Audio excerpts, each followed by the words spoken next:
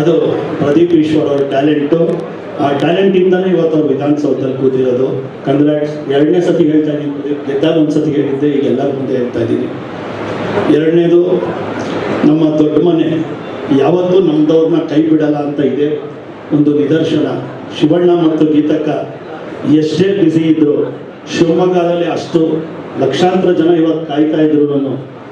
ಅವರ ನಮಗಿರೋ ಚಂದ್ರು ಫಿಲಮ್ ಮುಹೂರ್ತ ಅಂತ ನಿನ್ನೆ ಓಟ್ ಹಾಕಿ ಇವತ್ತು ಅಲ್ಲಿಗೆ ಹೋಗ್ಬೇಕಾಗಿದ್ದರು, ಇಲ್ಲಿಗೆ ಬಂದು ಹೋಗ್ತಾ ಇದ್ದಾರೆ. ಸೊ ಚಂದ್ರು ಅವ್ರ ಕಡೆಯಿಂದ ಥ್ಯಾಂಕ್ಸ್ ಗೀತಕ್ಕ ಮತ್ತು ಶಿವಣ್ಣನಿಗೆ.